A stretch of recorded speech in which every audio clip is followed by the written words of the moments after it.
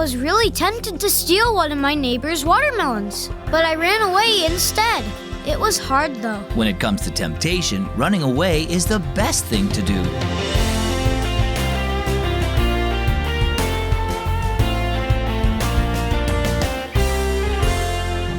Have you ever been tempted? My name is Zach, and this is Keys for Kids. If you run away from temptation, then you're in good company. The Apostle Paul told young Timothy to run away twice. The first time he warned against the love of money, and the second time he told him to flee youthful lusts or wrong desires.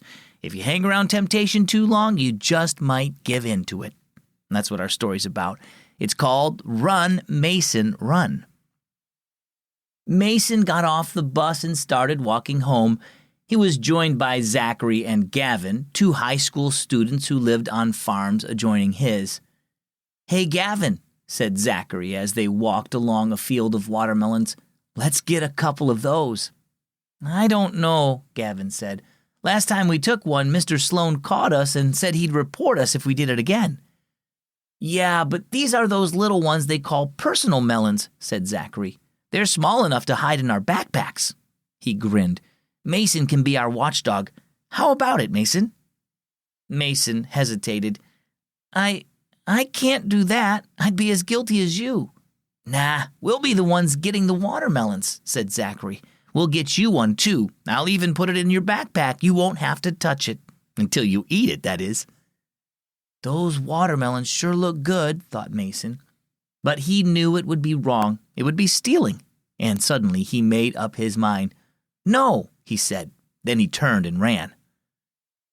Mason hadn't gone far down the road when a car stopped next to him. It was Dad. He quickly jumped into the car. "You seem to be in a rush to get home," said Dad. "No, not really," replied Mason. "I was just running from a watermelon." "Interesting," said Dad. "I've never seen a watermelon chase anybody." Mason told him the whole story. "For a few minutes, I was really tempted, but I knew it would be wrong, so I ran." "Good for you," said Dad. "If you hang around temptation, you just might give in to it. It's best to run. And you're in good company, too.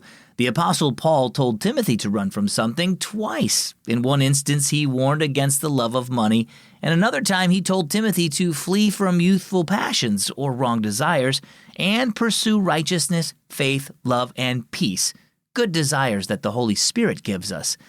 Because he lives in those who trust in Jesus, we can always resist temptation and choose what's good instead. So you did exactly the right thing." Dad motioned toward the back seat. "Now, take a look at what I just picked up at the store." Mason turned. "A watermelon!" he shouted with glee. Well, how about you? What do you do when you're tempted to do something wrong? Do you try to think of all the reasons why it might be okay for you to do it just this once? Well, don't kid yourself. If it's wrong, it's never okay, not even once. When you're tempted, remember that you belong to Jesus and that the Holy Spirit gives you the strength to do what's right. And then run. Get away from that tempting situation. Our key verse is 2 Timothy 2:22. Flee from youthful passions and pursue righteousness, faith, love, and peace. And our key thought, run from temptation. Do you know how many days it is until Christmas? Celebrate this year with the Keys for Kids radio countdown to Christmas. There'll be Christmas music to sing along to, special Christmas episodes of our radio shows like Down Gilead Lane and Adventures in Odyssey, plus extra special Christmas musicals. And don't forget about our Christmas podcast. To join all your holiday faith and fun, just go to keysforkids.net and tap on Countdown to Christmas in the menu. I'm Zach with Keys for Kids.